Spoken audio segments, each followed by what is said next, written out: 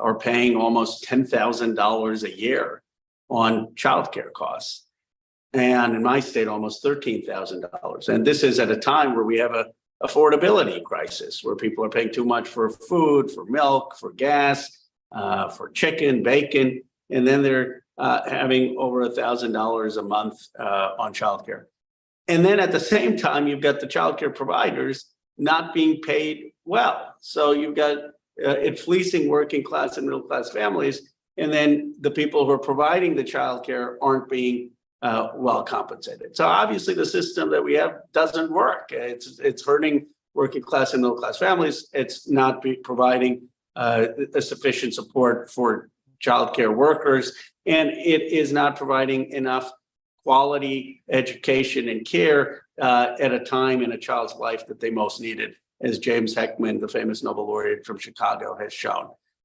This is why we need a new system, and I am working with you, Elliot, to have a bill that says we should have quality childcare, $10 a day in this country. That's still a lot of money, by the way. People say, "How are you going to do it at $10 a day?" It's still $300 a month, $2,400 a year, which is still significant. And it's going to require government support to make sure that families are able to have quality childcare, and to make sure that the childcare providers are paid well and that there's high quality. Thank you, Congressman. Wendy? Thank you, Elliot. It's great to be with you, and Congressman, it's an honor to be with you as well. At United We, this has been a priority for us. And as the Congressman cited, it is a system that has been broken for a long time, but certainly the pandemic really spotlighted how challenging the childcare system is. In order to solve this for the long term, I think it's going to take a number of strategies to do so, some big, some small. Certainly the workforce is a challenge. A livable wage is a challenge for the childcare workers. But specifically a small piece that United We specifically looking at, and we've heard from childcare workers and owners how challenging the licensing process is and the requirements are. So I think it's going to take, to solve the problem, it's going to take all of us to get to work, to roll up our sleeves, to really identify big ways and small that we can do it. But livable wage for childcare workers it should be a priority. Great, thank you. And Wendy, I'm going to turn it over to you now to have a conversation with the Congressman for a little while, and then I'll jump back in a little bit later on. All right, thank you, Elliot. Well, Congressman, we're thrilled you're a champion of this challenge, but most importantly for your leadership. And you are in the process, as you have identified, of introducing some legislation. So can you tell us more about how you came to this and about your priority? Well, I believe childcare is such a critical issue to the future of this country. First, we are losing people, talented folks, hardworking folks from the workforce because childcare costs too much. 85% of women, and women still bear a large part of the child rearing responsibility, even in this age. 85% of women who leave their job voluntarily say that the reason they did that is because of unaffordable childcare. That's staggering. How many people could be contributing to the economy, but we don't have their talent to do that? The second point is that a lot of young folks are starting kindergarten at huge disadvantages because they have not gotten quality education. They've been shuttled around from one family to another because we don't have the resources to make sure at the most formative time of their lives that they're getting support. So what we believe in the bill we're proposing is that every American should have quality childcare from the day a person is born, and that this should be $10 a day. And that's, like I said, $2,400 a year. But the government has to support it. And there's precedents for this, Wendy. In World War II, when women were in the factories with Rosie the Riveter, people said, what's going to happen to the kids? And suddenly we had 3,000 childcare facilities called war nurseries come up all over America. So we can do this. And of course, we need to have the flexibility in today's modern economy for people to choose the childcare provider that they want, as long as they qualify. But I think this is the type of leadership that would be transformative. One final point, it can't be a women's issue. I mean, too often childcare is looked at as just a woman's issue. You've got exceptional leadership by Senator Warren and Senator Murray, but I thought we've got to have more men in the Congress and Senate to be part of this conversation and leading on it, because this is an American economic issue, family issue, productivity issue. It's not just a gender issue. Congressman, you're saying exactly the magic words for United We. Our research has identified that about 30% of a woman's salary goes to the child care line item in the household budget. So it is truly a kitchen table conversation. But also what's really happening too is, supplies not meeting demand. There are a number of child care closures across the country. So even if we introduce and get a $10 per day piece of legislation for child care, how are we going to accomplish meeting that need of supply, having enough childcare facilities to meet the need? Well, one, I hope that the support from the government for a $10 a day to the providers will give them some of the resources to be able to expand their supply. So to be able to hire more childcare workers at $20 a day, to be able to take on more clients because they have some of that government support. I mean, like we fund public schools, like we fund community colleges in this country. I do think, though, your point about licensing and making sure that we keep the quality but have reforms to make that easier is also worth exploring. And it's actually something that's pretty bipartisan. Nancy Mace, who is the co-chair of the Bipartisan Childcare Caucus with me, this is an issue she's passionate about that she often brings up. And so that can be and must be part of the larger conversation. And Congressman, as Elliot cited in our top question about, we are facing this cliff right away with the federal funding coming to an end at the end of the month. This has the potential of definitely putting women in a position back again to the experience that they had during the pandemic, to have to choose if childcare isn't available between work and family. So from a timeline perspective and for the audience today, I think, we're all looking for solutions and looking for solutions pretty quickly. But I think to level set, this is going to take some time. But how would you respond? Well, we have an immediate issue coming up with the budget on September 30th, where almost 70,000 childcare facilities could lose their funding. That is funding that we passed with the American Rescue Plan right when President Biden was elected, that gave an infusion of support to childcare facilities around America, and that funding runs out. And this is separate from the issue of the shutdown. I mean, we may not be able to pass a budget on time. We may have to do a continuing resolution. That, of course, is going to put strain on our assistance for rent. It's going to put strain on our assistance for food stamps. But this is wholly a separate issue, which says that the American Rescue Plan is running out. And even if we did pass a budget, if we don't have an extension of that, this is going to adversely affect about 70,000 childcare providers around America. As you pointed out, and Elliot pointed out, there is a Childcare Stabilization Act, $16 billion. To put that in context, that is about 2% of the defense budget in this country every year. And we need that funding to be able to maintain some of the support for childcare providers. And there are many people in the House, including me, who are working hard on that. I'm trying to make it a bipartisan issue and find some Republicans who will support that. That was going to be my next question. Are you seeing some bipartisan support for the stabilization, just as the funding is running out, as a solution, in addition to your leadership that has bipartisan support for the $10 per day childcare for the country? So are you seeing some bipartisan support? For our viewers today, should we have hope? What can we do to further along the conversation? I see bipartisan support that there has to be government assistance for childcare, which is a big deal, where you have Republicans saying no to government spending on so many other areas other than defense and tax cuts. Childcare seems to be one place that there is a growing recognition that the government does have to have some involvement. And there is a support for the licensing reforms. Candidly, there hasn't been yet firm support for the stabilization funds. It's an ongoing conversation. So for people listening, having this conversation with members of Congress and highlighting that there is the immediate, right? The $10 a day is aspirational. That's going to take years to get to. I mean, we're going to push for it, but that I don't want to leave people thinking that come next year, there's going to be $10 a day childcare. That's something we're really going to have to work on as a country. We have an immediate crisis where we need an infusion of $16 billion. And that's something that Congress can do. And there are members of Congress on the Republican side open to it. And we need to continue to have those conversations with them. Great, thank you.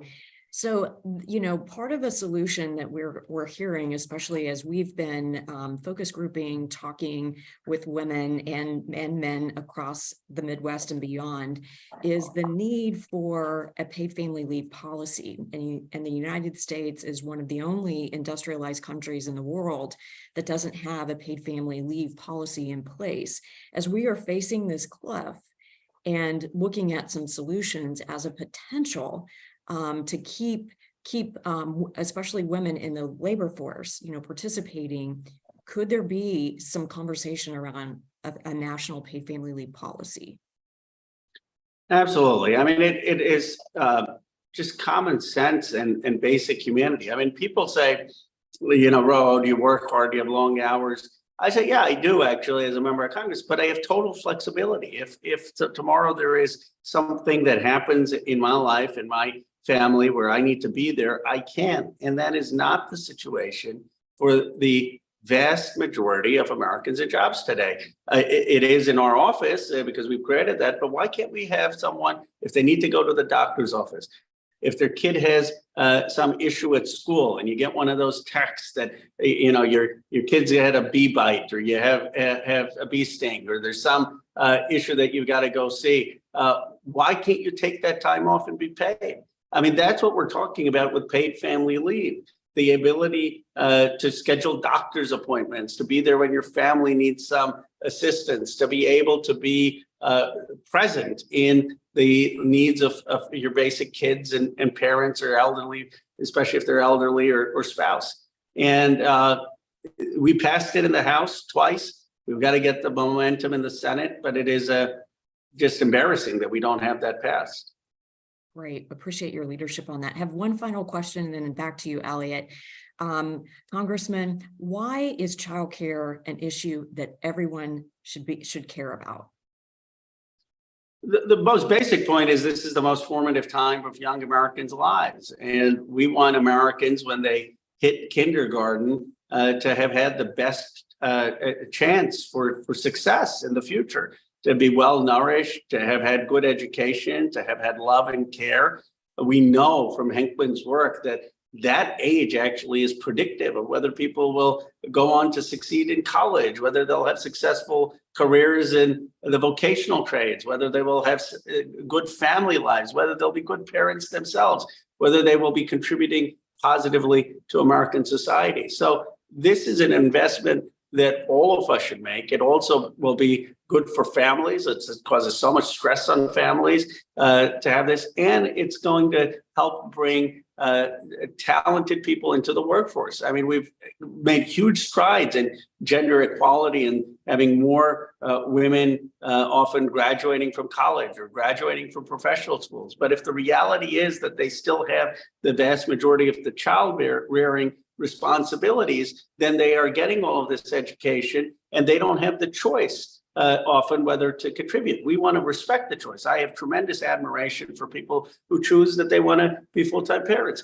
But if they want to go and work as well, that should be their choice. And right now, that isn't their choice because we don't have strong childcare policies. Thank you, Congressman. Thank you both. This is a fascinating conversation. It's really great to hear both of your perspectives. One thing I keep hearing is this idea of this is something that is an issue that affects all Americans. I think too often childcare has been pigeonholed as a public assistance or welfare program. It has not been something that is seen.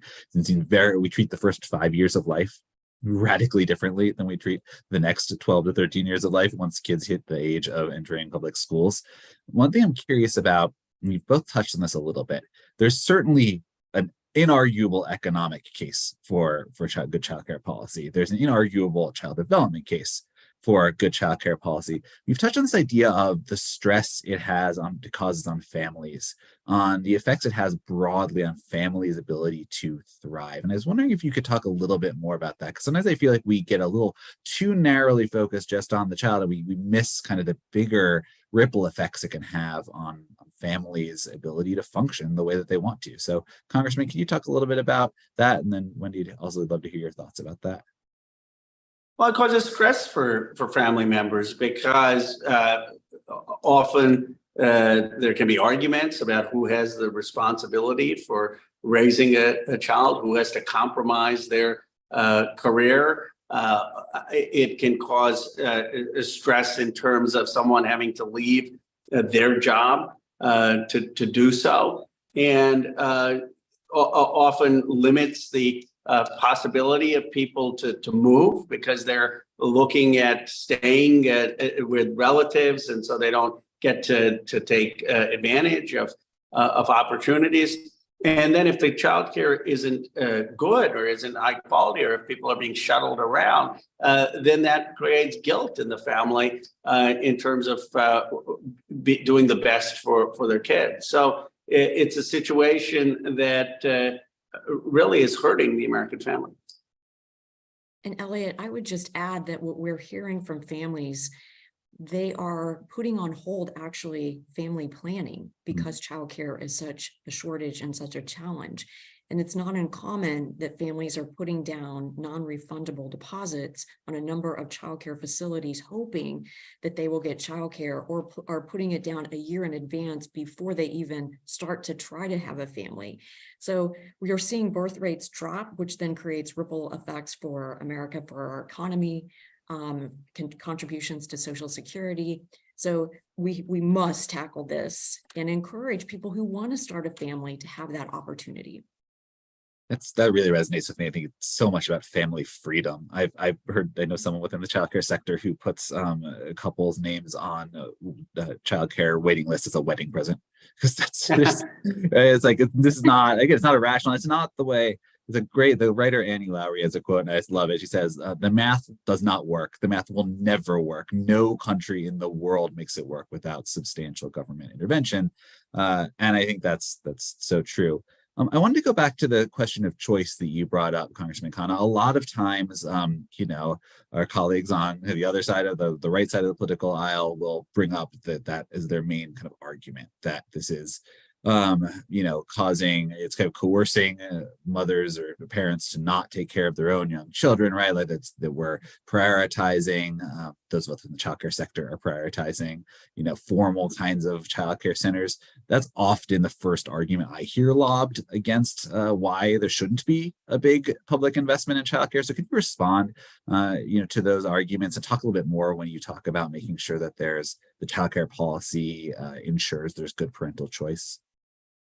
Well, I think I have tremendous admiration for people who make the decision that they want to spend time being a full-time parent. I mean, that's the hardest job there is. And if someone wants to do that full-time, more power to them. And the bill we have actually for working class and middle class families gives them a stipend every month if they make that choice, because we recognize that parenting is hard, whether you're a full-time parent or whether you have childcare. But there are other people who want to do that and do that well, and also have a career. That's the choice I made. I'm a parent. I probably could be a better parent at times in terms of spending time, but I also want to contribute to the country.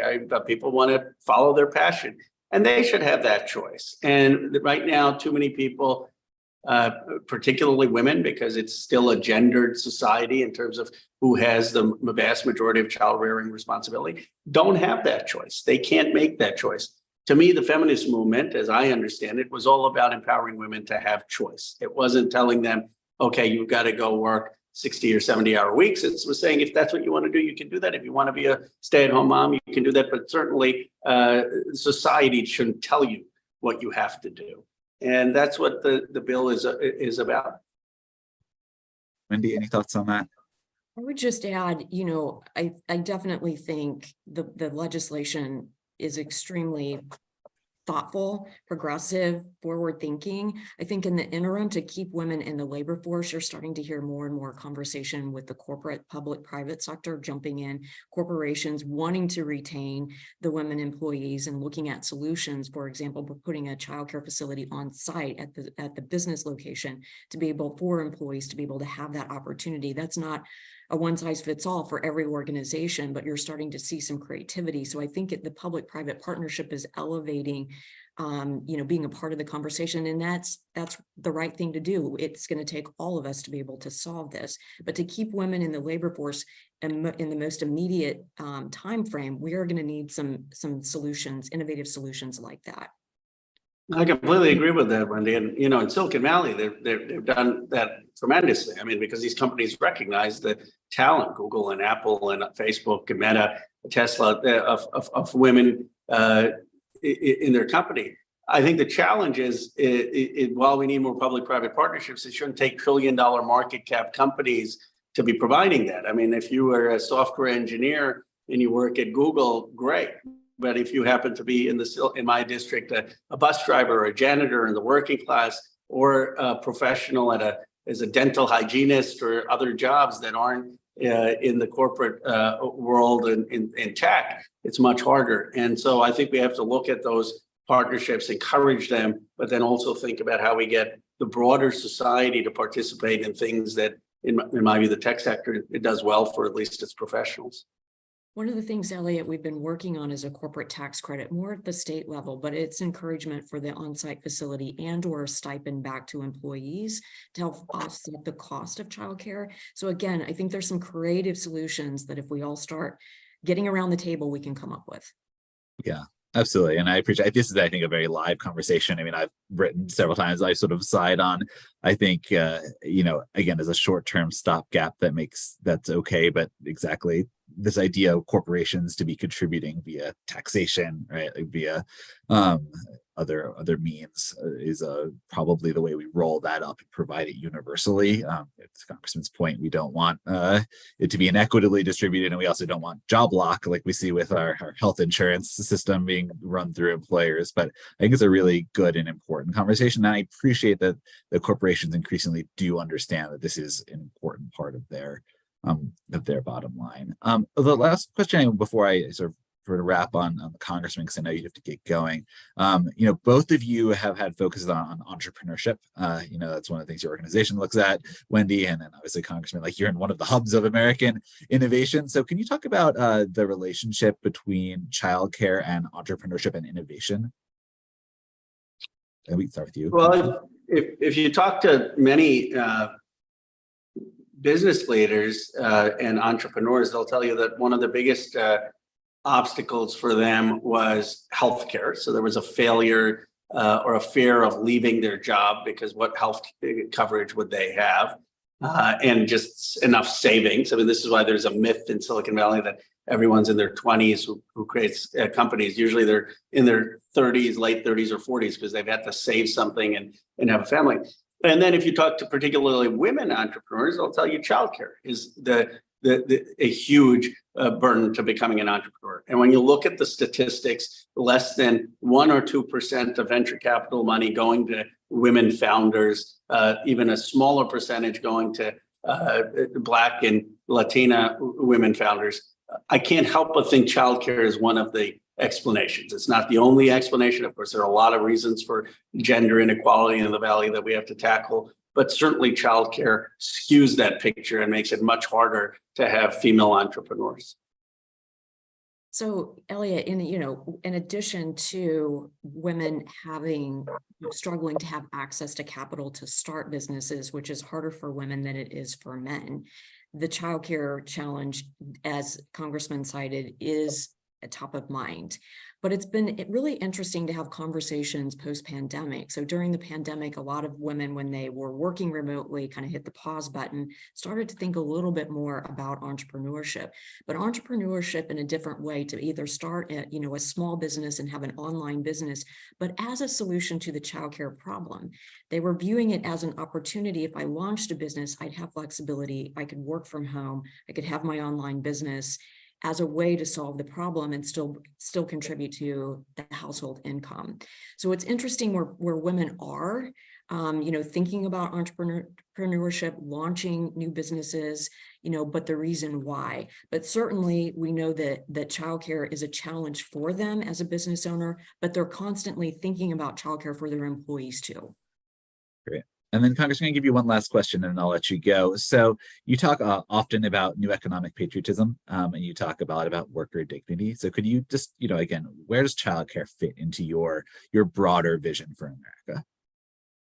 Well, the way I talk about new economic patriotism is that the American dream is slipping away for a lot of people. You've had the concentration of wealth in districts like mine, which have benefited from a technology economy, $10 trillion of market share, 1/3 of the S&P 500 literally in my district. And yet you've had the hollowing out of manufacturing, you've had the hollowing out of industries across this country. And I was on the UAW picket line yesterday, and someone said to me, look, our wages are stagnant, but the costs keep going up. And so one of the things we have to do is bring wages up by having more good paying jobs in this country. And that's why I've talked about investment and bringing the new industries, new technology, new ecosystems for entrepreneurship everywhere in America, because we need not just more number of jobs, we need more good jobs that are going to pay family supporting wages. But the other thing we have to do is bring the cost side down. And when you look at the big drivers of cost, it is healthcare, it is education, and it is childcare, housing. Those are the 4 buckets which are really hurting families. So childcare has to be part of rebuilding the working and middle class to have the American dream possible again. Well, thank you so much, Congressman. We really, really appreciate your time. Really appreciate your leadership. Appreciate it. Thank you, Elliot, for your leadership. Thank you, Wendy, for yours. Thank you, Congressman. Thank you. And Wendy, with this little bit of time that we have left, I want to switch gears a bit and talk about the new the work of your organization, first of all, because not everyone who's listening may know United We. And then if you can kind of preview a little bit about the commission that you all have in the works. Sure. So United We works to advance all women economically and civically, and we do that through evidence-based research at our very core. Use the research to identify in a nonpartisan manner some economic development opportunities for women and their families. And then for civically, per the Congressman, we definitely need more women at the decision-making table, at the policy-making table. And we've created an intervention called the Appointments Project, which is working to get women appointed to boards and commissions, city, county, state level, certainly federal opportunities as well. And we hope that engagement may spur some public policy interest and may want to go on and run for elected office. So back to a recent research project that we're working on. Certainly Capita is helping us work on that as well with our Child Care Commission. We are investigating, as we talked about, the licensing piece for childcare and doing a state-by-state review of not only facility but in-home licensing requirements, wanting to understand maybe some best practices out there that could be shared to really, again, look at the opportunity to have supply meet demand. And then, digging a little deeper here in the Midwest, looking at some county and municipal level licensing requirements as well, kind of having a combination of all of that information to then look at, what a potential policy agenda could look like, or some administrative action that could be, simple, but yet create some long-term, easy things, easy wins, so we can get more childcare providers opening up. I think specifically one thing that this research study is looking at, Elliot, is we know in rural parts of most states, there are childcare deserts, and an in-home solution is really what's going to need to happen in those rural parts of the state. So this research piece is going to lean heavily on the in-home. But again, looking at childcare deserts, supply meeting demand. Yeah, that's great. I think that's right. We know the family childcare tends to be like a very preferred option, right? And then B, if you have areas with the population, it just isn't concentrated enough to support large childcare centers, then it does often become the sort of the preferred option. And you're right. Like I've seen research organizations that say often is family childcare providers who run into issues with zoning, issues with licensing, and then the barriers to entry are so high that they're not they're not starting these programs, or they're choosing to care for like the one below the threshold, right? That they need to a number of children they have to care for before they have to get licensed with the state. Is that what you're sort of seeing as well? Yes, exactly. And what we're hearing too, it's not only, there is lots of paperwork, lots of red tape that we've focus group childcare providers sitting around the table, what's a pain point for you to stay in business? And it's like keeping up with all of the paperwork requirements necessary to be able to keep their facility open. But it's also what we've heard as we've spent time touring states, just how long it's taking states to approve a new license. So again, we're in a crisis here. We're looking at how we can expedite and make it easy, get some facilities who, for those who have an interest, get them open. Yeah, that makes a lot of sense. I mean, I often say, right, like these, even as we're fighting for systemic change, permanent public funding, the type that the Congressman Khanna was talking about, these sorts of administrative licensing changes, regulatory, are going to need to be in place, right? So it's both good in the short term, and it's like a necessary infrastructure for the long term. I know we all saw states trying very hard, but struggling in many cases to even distribute the American Rescue Plan money in the early months, when that was available. So we have, in some ways, a combination of hollowed out the sort of administrative processes by neglect, and also we've layered on at the same time all these regulations that make it difficult. So we're asking fewer people to do more things, and I think you're right. It ends up in often, unfortunately, having a negative impact on the ground. Yes, for sure. I think also a part to add, Elliot, too, we have created a National Child Care Commission. And the commission is comprised of not only national business leaders, but also national industry leaders as well. The objective of this commission will be to help to review the research, to help us think about these unique opportunities that we have to create additional awareness about some small things that we could do in states across the country to really support what Congressman Khanna is wanting to do. And again, streamlining and getting some efficiencies in place. So we're excited about the Child Care Commission, and we'll be launching that in early November. That's great. And yeah, so how can folks follow along? Like, what's the timeline on the commission?